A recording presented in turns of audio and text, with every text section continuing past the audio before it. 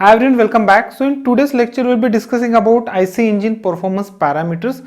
We'll see some basic formulas, definitions, and probably in the next videos we'll be solving some numerical based on these IC engine performance parameters. So we'll see how to find out IC engine performance parameters. We know that whenever any vehicle, maybe bike or car, come in the market, then definitely we'll get to know about their specifications. Means we get to read about the efficiencies produced by that particular engine or that particular model, and there's power developed by that engine, and then fuel economy, etc. So all these parameters, those measures the performance of any vehicle, maybe sports car, racing cars, or even SUVs or regular cars. So all these parameters we'll be discussing in today's lecture. So basically we'll start with the power. We'll see first what is power. So the basic definitions of power, we know that power is nothing but the rate of doing work, or how much work is done for a particular time duration, or work done per unit time can be called as power.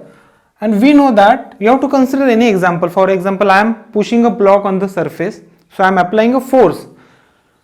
So force into displacement, the block will be displaced. So force into displacement is nothing but work done. So force into displacement divided by time. Now I can rewrite this formula as, which is equal to force into displacement divided by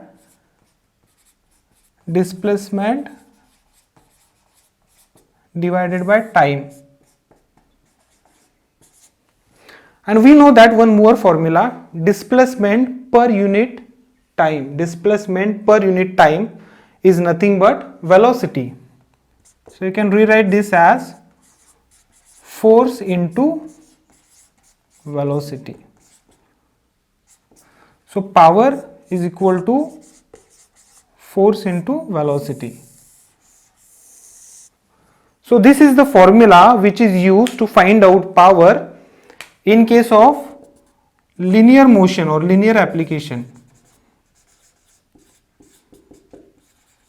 Means whenever there is a linear motion, we use this formula to find out power. But as far as the engine or the rotation of engine shaft is concerned, so we will be coming across rotational motions.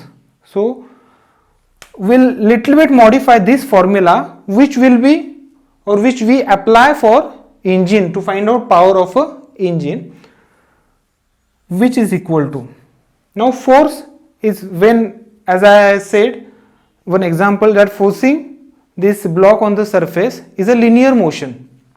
But when the engine shaft will rotate, this rotational movement will be transferred to the wheels and the wheels will rotate. So it is having a rotational force, and rotational force is nothing but torque.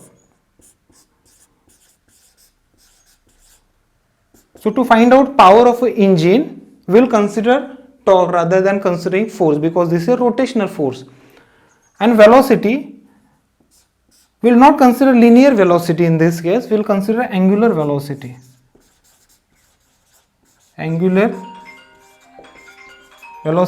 Now we know that for torque we simply use capital T into, for angular velocity we use omega. This can be we can rewrite this as omega. We know that omega can be written as, or omega is nothing but 2 pi n. This is a formula which can be used to find out omega into T. Means engine power P is equal to 2 pi nt. Now you should know which are these terms and what are the units used, so that you will be able to find out the power. So where you can say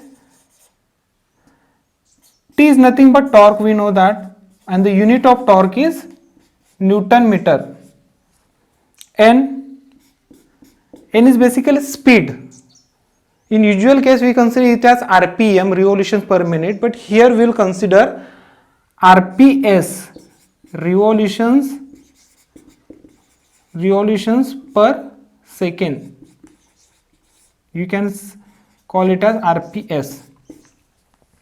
So we have to take this torque in Newton meter and this N in RPS, and if we know these values, then definitely we'll be able to find out the power or engine power. So this is the basic formula which is used to find out engine power. And now we'll turn towards different types of powers, engine power. So first we'll see the basic unit which is used to find out the engine power. We know that the power can be measured in watt, it may be measured in kilowatt where K is small, it may be measured in HP, BHP. So first understand the difference between these units.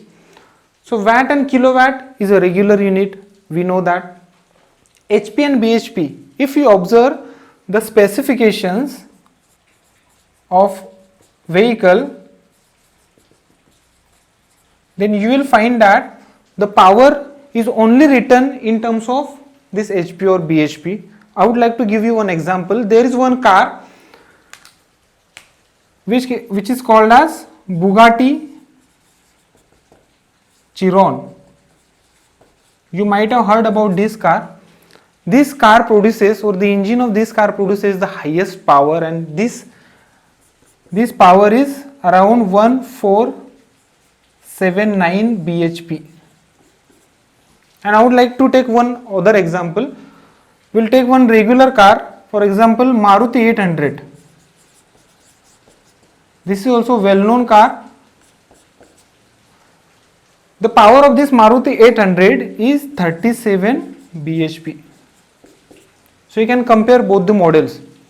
Maruti 800 produces only 37 bhp, whereas this Bugatti Chiron produces 1479 bhp, and till now this is the highest bhp, highest power car.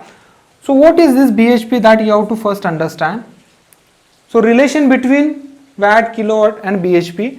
So 1 kilowatt is equal to 1.34 bhp. Now understand the difference between what is bhp and what is hp. So bhp is nothing but brake horsepower. This is a British unit actually, horsepower, brake horsepower, and HP is nothing but only horsepower. So what is the difference? Which is more, whether bhp is more or HP is more? So let me explain. We know that this is a engine, this is a piston, it is connected to the crankshaft, and through crankshaft it is transferred to the wheels. For example, through different attachments, wheels is attached, or through the transmission system, suppose the wheels are attached. So the power which is available at wheels can be called as BHP, brake power or brake horsepower, and the power which is available here when the combustion will be taken place, and the power which is available here at the engine cylinder can be called as HP, means horsepower. We know that there are several linkages are attached in between this engine cylinder and till wheels. So we know that there are some mechanical losses or frictional losses are taken place. So in those losses basically some amount of power is wasted. So obviously HP is more if we compared it with BHP. So BHP is simply, BHP is a power which is available at wheels. So this is the difference between this watt, kilowatt, HP and BHP. You know that 1 kilowatt is equal to 1000 watt. So basically we will consider these units BHP, or for engine specifications basically BHP, this British unit is used. And now we will discuss different types of engine powers. So engine power can be classified as indicated power, I can say indicated power. This can be called as IP, indicated power. Then the second one is brake power, which can be called as BP, and the third is frictional power,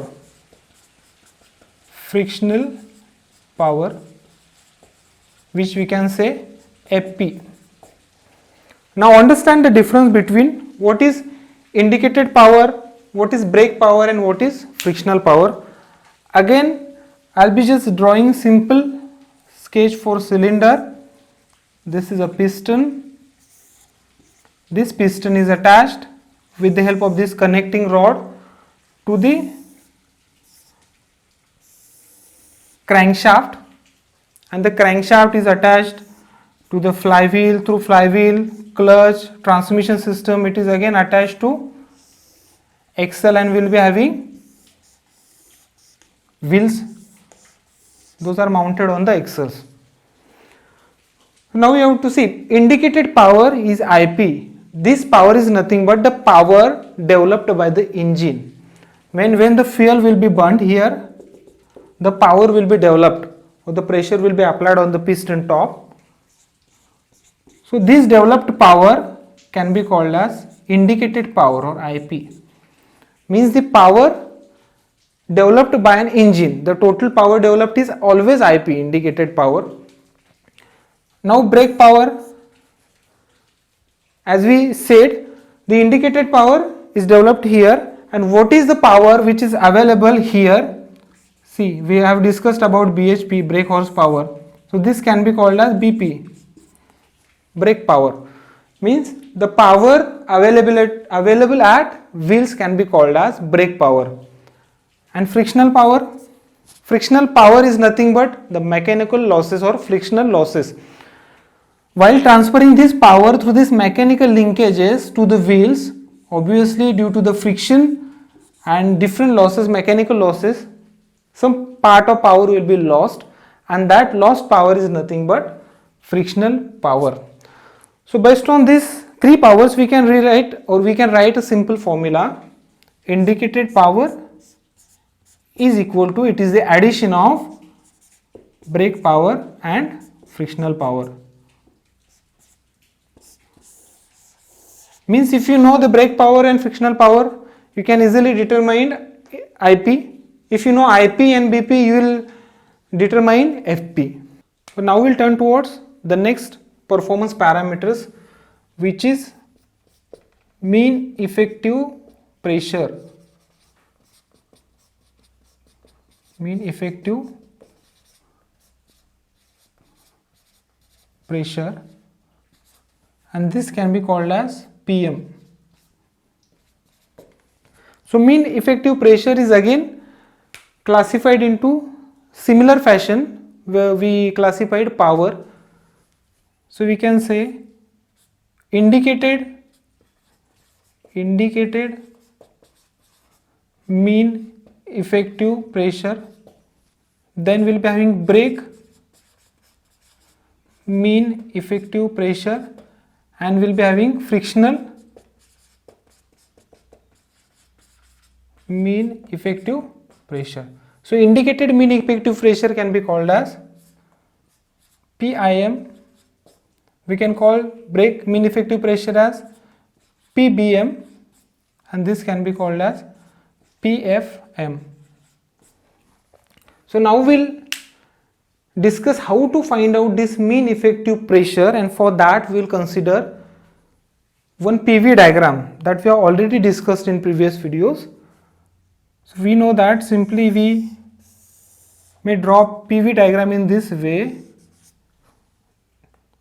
This is pressure, this is volume. We know that there are basically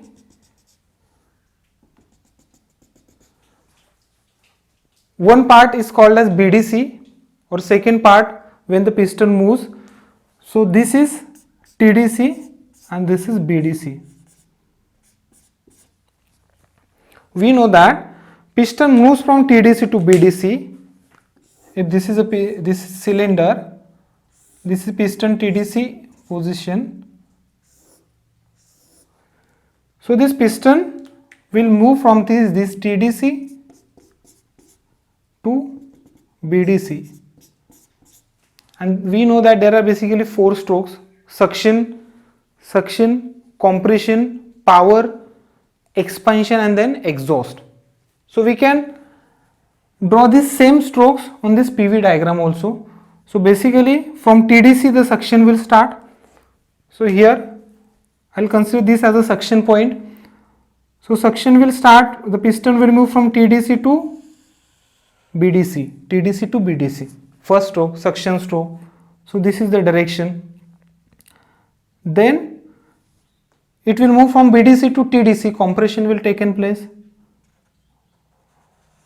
Compression will be taken place, volume will be reduced and pressure will be increased. Then power stroke will be there, fuel will be burned, power stroke, and after power stroke the piston will move from TDC to BDC. So power stroke will be taken place in this region and the piston will move from TDC, the fuel combustion will be taken place and the piston will be forced to move downward. Then piston will be moving downward. Again the piston has to move upward and the exhaust stroke will be taken place. Means piston will move from BDC to TDC. Again the piston will move from BDC to TDC. This is the direction. So this is suction, compression, power, expansion stroke, and then fourth stroke is due to power expansion stroke is carried out, and fourth is exhaust stroke. So this type of diagram we can indicate. With the help of this diagram we can define or we can derive the formula to find out PM value, means mean effective pressure. So we have to consider this area. This is the area of indicator diagram. This can be called as indicator diagram. This is the area, and we can consider this is the length of indicator diagram. So this PM is nothing but PM is equal to area of indicator diagram A divided by length of this indicator diagram L into spring constant, which can be called as K. So A divided by L into K, this is the formula, and which is equal to, you will get the answer in terms of Newton per mm square. We should know this constant, and if you find out this area of this indicator diagram and the length, if the values are given, values of A, L and K are given, then definitely you will be find out the mean effective pressure, or you can simply say mean effective pressure is nothing but if you taken mean of all these strokes or all these processes, the pressure will be applied, then it will move, and this as it is the pressure will be transferred in rotation of this crankshaft. So if you find out the mean, then basically you will get this value, mean effective pressure. Now we will discuss these types. Indicated mean effective pressure, what does it mean? Brake mean effective pressure. So similar fashion will, as we discussed about the power, the mean effective pressure which is available, or the pressure which is generated or available here, you can call it as PIM, indicated mean effective pressure. If you have to calculate the pressure available at wheels here, then definitely it is PPM. We have seen this. If the wheels are attached here, then the pressure available at wheels is PBM, and the pressure lost in the mechanical while transferring the power through the mechanical linkages, then that pressure can be nothing but PPM. So there is one important formula with the help of we can find out these values of indicated mean effective pressure. We can find out these values: indicated mean effective pressure, brake mean effective pressure and frictional mean effective pressure, and obviously these are related to the power.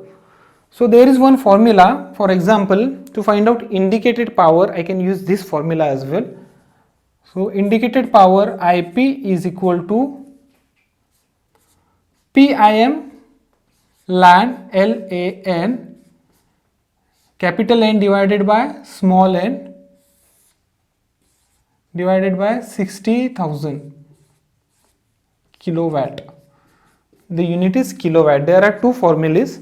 In one formula you will find here 60 is only written. In that case you will be getting the unit as watt. So this is the kilowatt unit. Now you have to understand this formula. So if I have to find out the IP, then I can use this formula, or if I know all these values L, A, N, small n and IP, then from this formula I will be able to find out the value of PIM, indicated mean effective pressure. So let's first understand. So in case of C, to find out PBM, brake mean effective pressure, obviously this term will change to brake power. So brake power is equal to PBM, all other parameters will remain same. So here PIM is nothing but, we have discussed it, PIM is indicated mean effective pressure and the unit is Newton per mm square. Then L is stroke length in mm. A is area of piston or piston area. When the fuel will be burned, this fuel will be having an impact, or combustion will be having an impact on piston top, and the piston top area is nothing but this piston area and the unit is mm square. You may take all these units in meter as well, Newton per meter square, meter and meter square. And then N is revolutions per second or RPS, and this parameter is very important. Small n is number of revolutions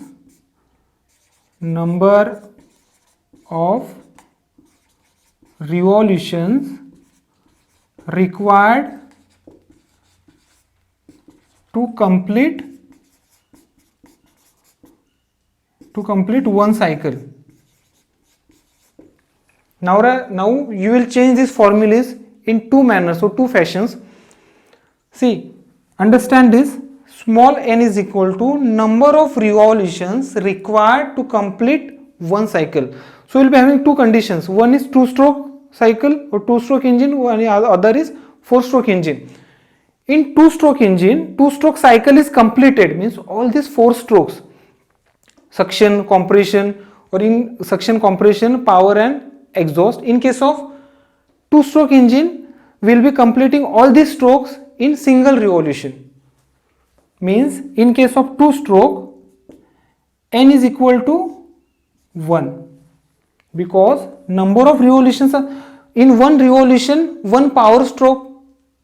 For every revolution, one power stroke is there, and one revolution completes one cycle in case of two-stroke. But in case of four-stroke, we know that to complete one cycle or all these strokes, we require two revolutions.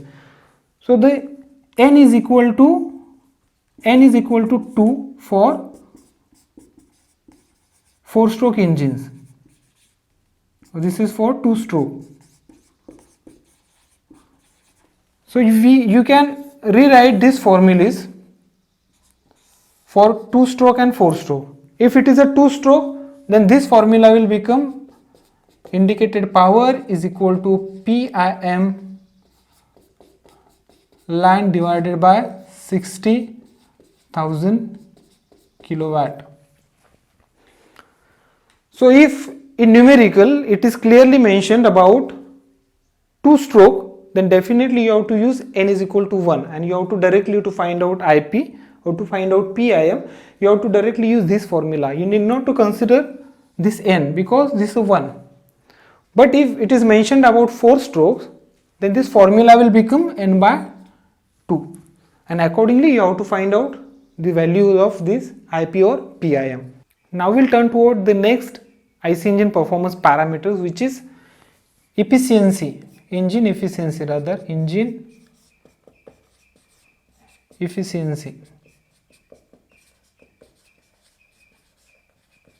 we know that how to find out efficiency. In simple terms, efficiency is nothing but output divided by input. The only thing is you have to just observe the application. Accordingly, you will be getting an idea that output is in the form of, whether it is form of energy or any other parameter, or input is in the form of, so that you have to analyze. So as far as engine is concerned, you have to understand the output is always in the form of power. So obviously to find out this efficiency you have to consider the power, but prior to that you have to consider different types of efficiency. As far as IC engine concerned, there are different types of efficiencies. So first type is mechanical efficiency. Mechanical efficiency.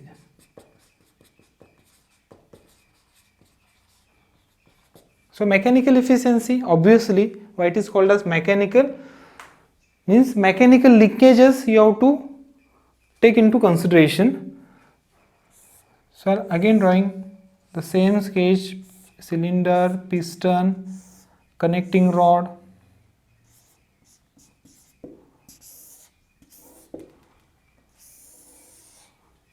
this is a crank, flywheel. To different attachment, it is attached to the axles, wheels, right? So mechanical efficiency means what is the power? Obviously simple, output and input. You have to now see the same formula you will find out, or you will apply to find out every efficiency or engine efficiency. Now we will be discussing about mechanical efficiency. So power available at wheels, we know that this is a brake power, and power produced by this engine, this is indicated power. And in between you will be having number of mechanical components.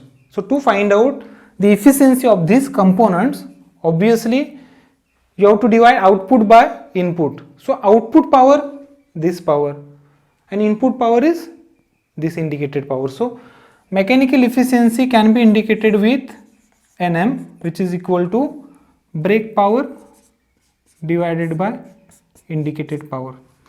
So this ratio will give you the mechanical efficiency of an engine, or the engine components rather, or mechanical linkages. The next type is volumetric efficiency. Volumetric efficiency. So volumetric efficiency is indicated with the help of this notation NV, which is equal to, see, volumetric efficiency is related to this volume, the charge which is taken place, and what is volume available. So this is a clear cut idea. Now you have to think of what should be the output in this case and what should be the input in this case. So as it is a volumetric efficiency, obviously it is related to the volume. So what is the volume available in the combustion chamber, and what is the fuel which will be taking inside? So it is obviously it is not 100%, means 100% combustion chamber will not be filled up. So obviously there will be a lag due to different component, different attachments, or maybe carburetor, or due to this rate of flow and many other conditions. So obviously the available volume is nothing but input, and output is whatever volume of fuel which is taken. So NV is equal to actual volume of fuel inducted divided by total available volume, or which we can call it as swept volume.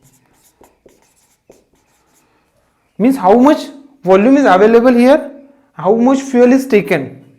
So output, actual volume of fuel inducted is the output, and swept volume which is already available, this is input. Input is obviously input is always more than the output. So in this case we may get this volumetric efficiency 80% or 90%, but it is not 100%. Obviously efficiency is never comes 100%. So the next efficiency is thermal efficiency. Thermal efficiency.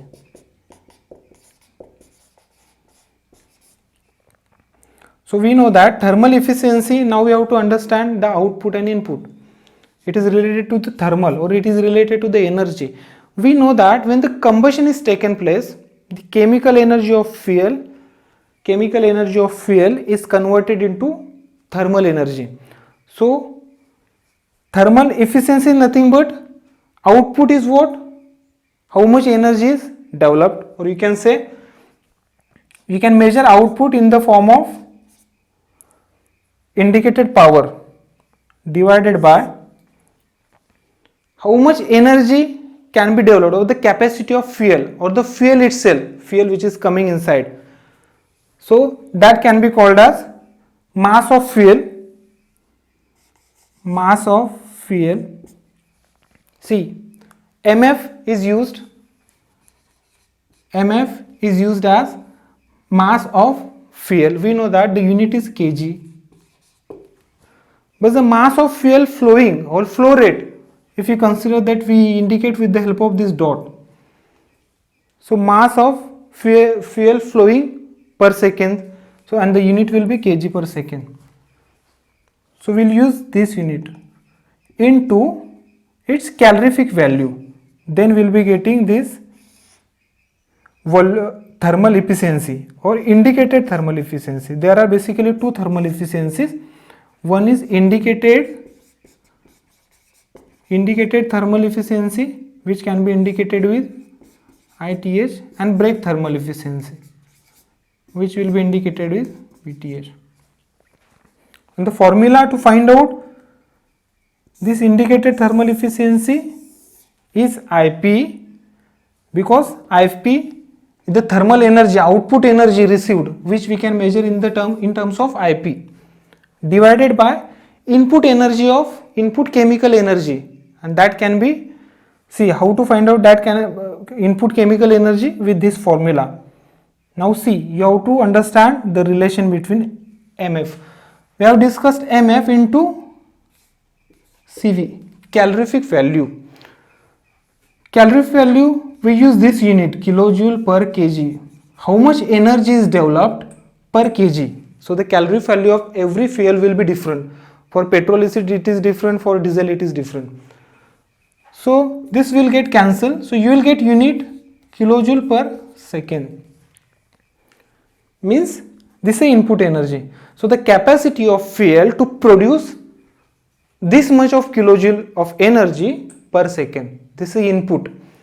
And output, but we have received this thermal energy. So IP divided by MF into CV is nothing but indicated thermal efficiency.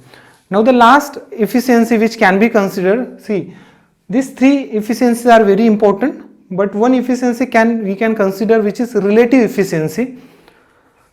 So for relative efficiency, you have to compare this efficiency with air standard efficiency. The next efficiency is relative efficiency,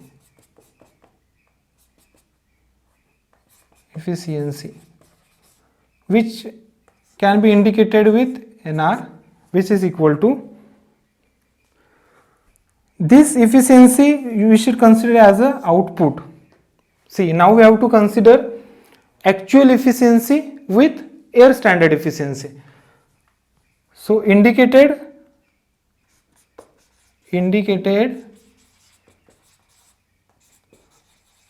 thermal efficiency